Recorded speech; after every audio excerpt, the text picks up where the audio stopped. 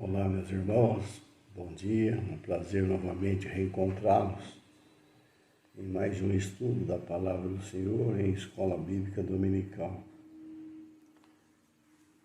E nós estamos chegando ao final da nossa revista.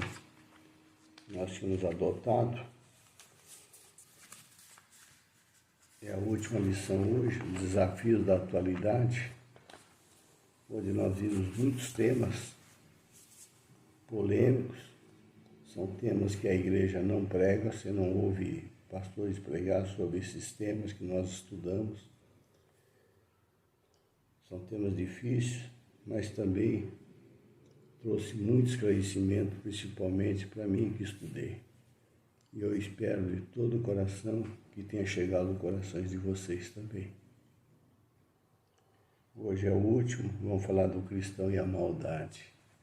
A maldade tão presente na nossa vida, neste mundo em que vivemos. Por isso nós necessitamos de Deus e vamos buscá-lo nesta hora para que possa falar ao nosso coração, nos orientar, abrir a nossa mente e o nosso coração para o entendimento da palavra ser estudada. Obrigado, Senhor. Obrigado por mais um dia que Tu nos concede. Obrigado por podermos abrir livremente a Tua palavra agora e estudá-la, Senhor Deus.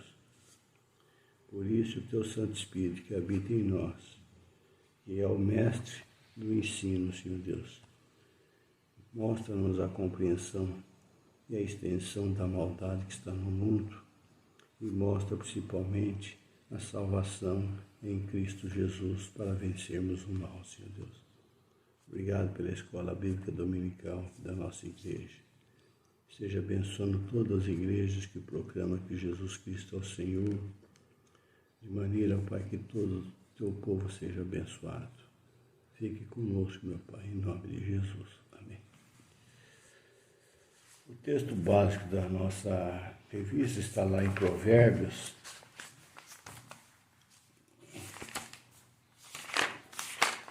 Provérbios 6, de 12 a 19. Ele vai falar sobre a maldade que há no mundo.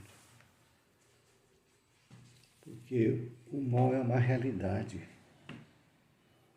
E ela pode contaminar as relações humanas a qualquer momento, nos afligindo em todos os campos, financeiro, sentimental, emocional, espiritual, quando é evidente em tragédias, em catástrofes, doenças, maledicências, ilícitos. Está por aí disfarçado de boa vontade, travestido de boas ações. Isso quando não se manifesta por meio de inveja, do orgulho, do ódio, da vaidade, da vingança. E que somos vítima dele. Mas também é um fato inegável que, consciente ou inconscientemente, nós praticamos também. Mas o que é o mal? O mal é a ausência de Deus no mundo em pecado. Nós sabemos que Deus é amor, está lá em João 4,8. E que Ele é a fonte de todo o bem, Tiago 1,7. Então nós podemos concluir que a maldade é a falta de Deus. Não que não haja Deus, mas que a sua presença é ignorada pelos praticantes da maldade no mundo.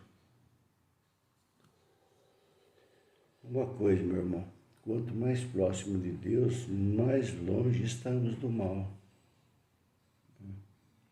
Fique bem claro isso. Não é que a falta de Deus esteja presente no mundo. A falta de Deus está na maldade, no pecador. Cada dia nós somos bombardeados de notícias trágicas, sórdidas, de uma perversidade que parece que não tem limite, né? E quando achamos que um fato tinha chegado ao máximo da sua bestialidade, no fim do mundo, da desumanização da humanidade, eis que surgem novas histórias ainda mais chocantes, mais revoltantes, e chega a revoltar a gente. Eu já cheguei a pensar, talvez você também tenha pensado, Se fosse eu, matava esse assassino de uma forma lenta, cruel, como ele fez a criança sofrer ou a pessoa que ele fez mal.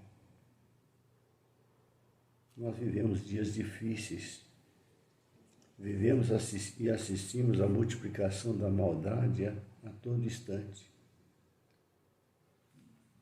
Você não pode ouvir um noticiário sem que haja maldade no mundo. Às vezes está tão perto de nós também. Sei que você também às vezes pode ter perguntado por que tanta maldade humana e por que tantos ímpios prosperam. Você chegou a pensar nisso?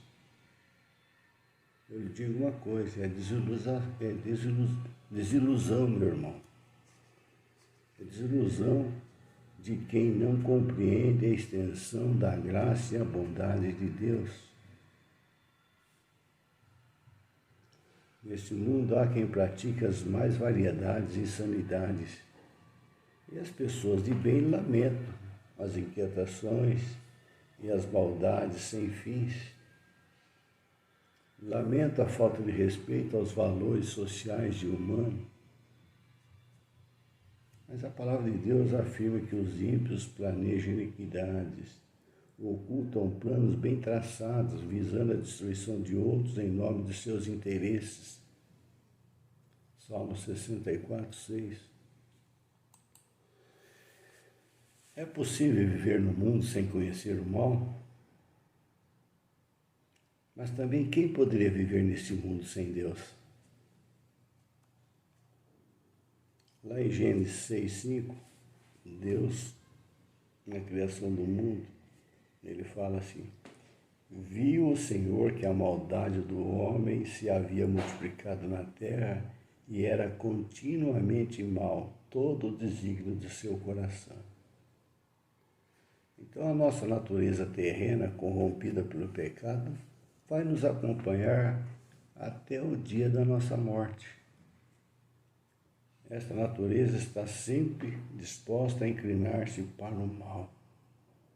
Por isso não fazemos continuamente o bem que queremos e fazemos continuamente o mal que não queremos, continuamente não sendo interrupto, mas como algo que sempre se vai se manifestar de um modo intermitente em todas as pessoas, ainda mais em uns e menos em outros. Então esse mal está latente dentro de nós, é a nossa luta contra a carnalidade. Nós somos da terra e somos cidadãos do céu, mas enquanto estamos aqui, estamos inclinados à maldade e nós lutamos contra isso. Viu o Senhor que a maldade do homem havia se multiplicado na terra e era continuamente mal todos os desígnios do seu coração. Então, nesse mundo atual, a maldade impera. Todo dia tomamos conhecimento de atos de maldade praticados pelo ser humano contra o seu semelhante.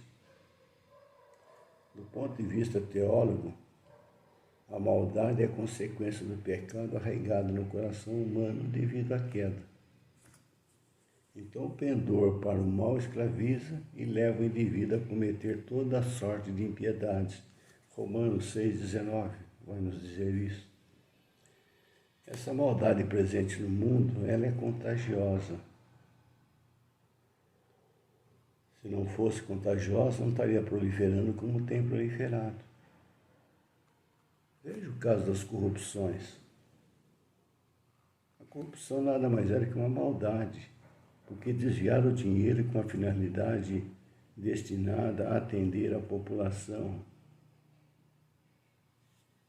Às vezes tirou o pão das crianças mais pobres na escola para se enriquecerem.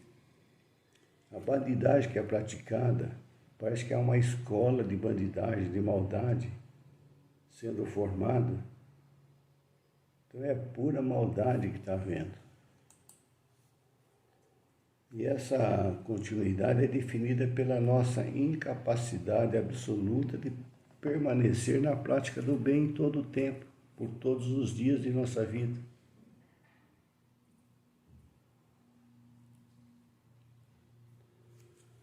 Porque assim como a força da gravidade puxa as coisas para baixo, a nossa natureza corrompida pelo pecado é dotada de hábitos, desejos, inclinações e disposições que sempre nos puxam para baixo. Então é impossível permanecer praticando, pensando, imaginando, sentindo o desejo somente aquilo que seja de acordo com a vontade de Deus.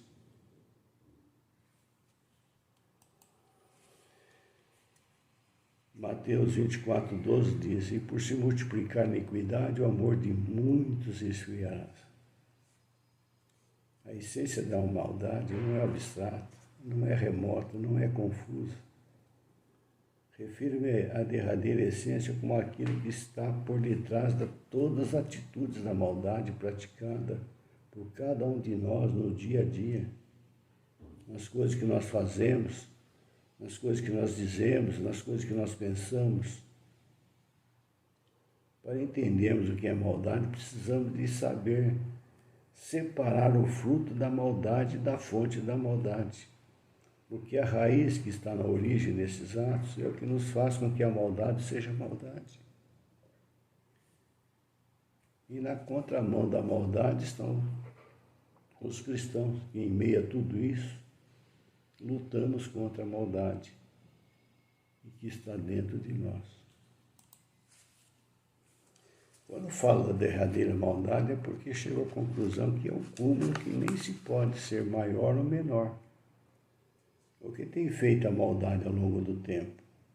E por que é importante saber isso?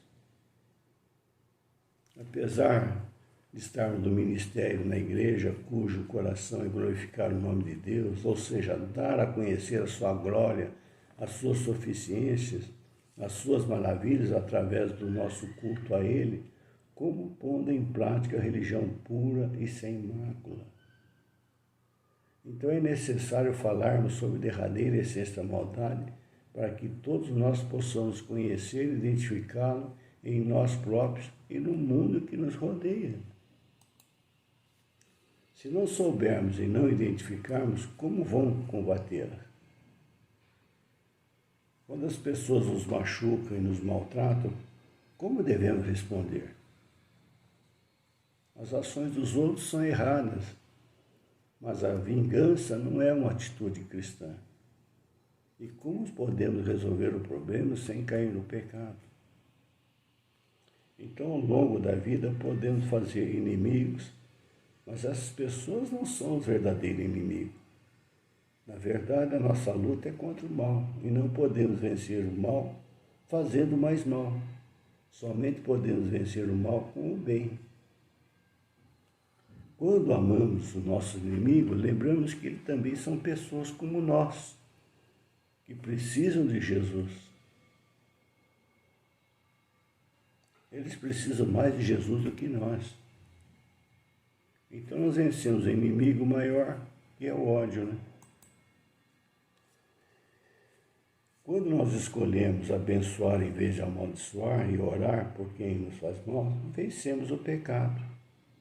Agora, isso não significa que nós devemos tolerar a injustiça, a maldade. Os pecados merecem ser castigados e devemos defender os oprimidos. Mas quando nós decidimos amar nossos inimigos, isso vai nos impedir de piorar a situação. Porque o amor quebra o ciclo da maldade, que é o nosso verdadeiro inimigo. Agora, existem poucas vinganças mais cruéis que torturar alguém com brasas vivas. Mas isso acontece quando fazemos ao bem ao nosso inimigo. O peso da maldade do inimigo cai ainda mais forte sobre ele. Então você vai torturar ele com brasas vivas. Quando você faz o bem na pessoa, ele vai sentir. São nossas atitudes que mostram que somos cristãos. Que o cristão verdadeiro quer refletir a glória de Deus em tudo o que faz. As coisas que mostram nossa dedicação a Deus não são de andar com a Bíblia na mão e ter um adesivo no carro. As coisas realmente que precisamos cultivar para vencermos a maldade do mundo começa com o perdão. Não é fácil, mas ela é essencial. Quando perdoamos, mostramos o amor de Deus que perdoa nossos pecados. Perdoar não significa ignorar o pecado. Perdoar significa não guardar rancor. Todos precisamos do perdão. Mas quantos estão prontos para perdoar? Outra palavra que nós devemos ter sempre é a esperança, porque a esperança traz confiança. Quando cultivamos a esperança, perdemos o medo e o desespero, porque sabemos que Deus está no controle e quer o nosso bem. Não estamos sozinhos. A esperança muda a nossa forma de falar, de agir e de pensar. E a maldade que fere destrói. Deus odeia a maldade e fica triste quando machucamos uns aos outros.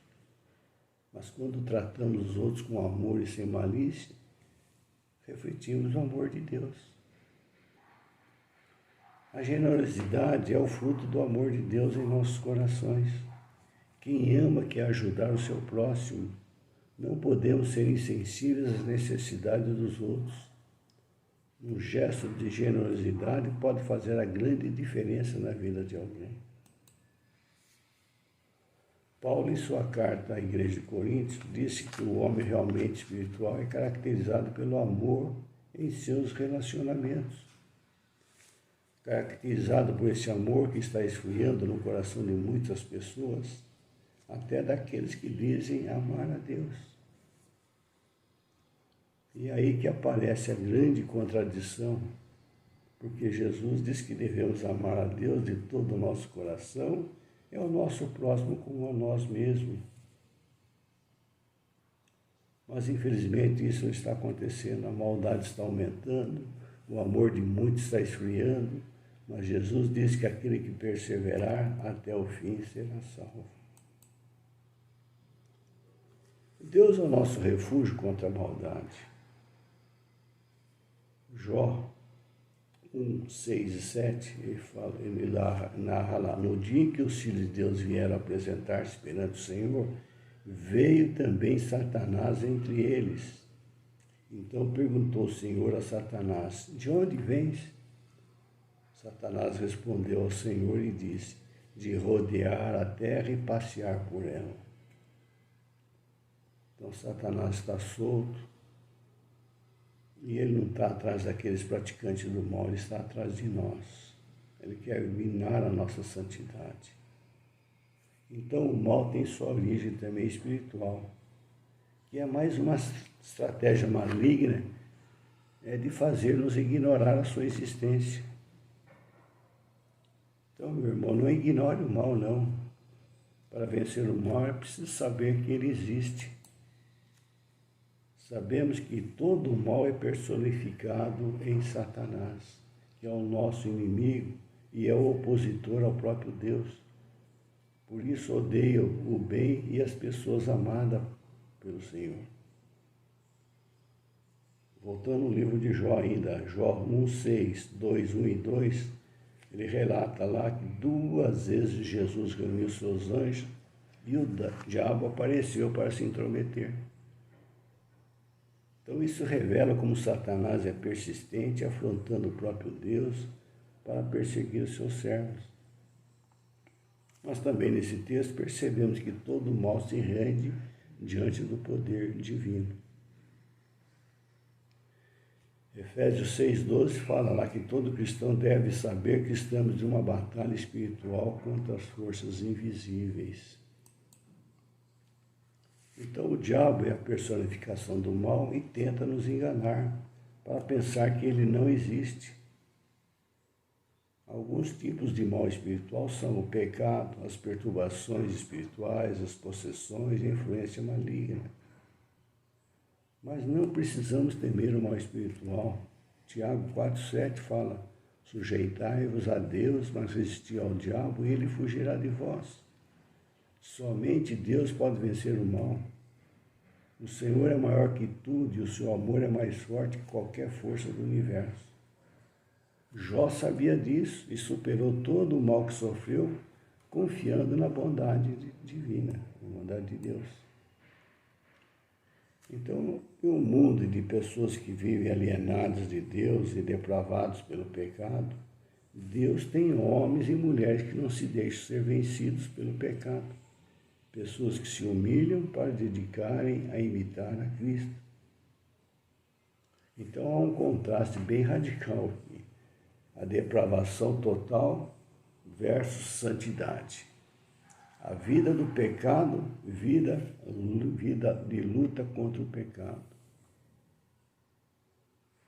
Que Deus nos ajude a servir e adorá-lo para sempre. Nós estamos sozinhos, temos a ajuda do Pai. Em resumo, vivemos em um mundo real onde as boas e más ações têm consequências diretas e indiretas sobre nós, sobre os que nos rodeiam. Deus deseja a nossa obediência para o nosso bem, porque bem lhe fosse a eles e seus filhos para sempre. Deuteronômio 5:29. Em vez disso, o que acontece é que escolhemos o nosso próprio caminho e às vezes culpamos a Deus por não fazer nada sobre esse assunto. Tal o coração do homem pecador. Tal é o coração do homem pecador. Entretanto, Jesus veio para mudar os corações dos homens através do poder do Espírito Santo. Assim, Jesus é capaz de agir a favor dos que voltam contra o pecado e clamam a Ele para que salve do pecado e das suas consequências. 2 Coríntios 5:17.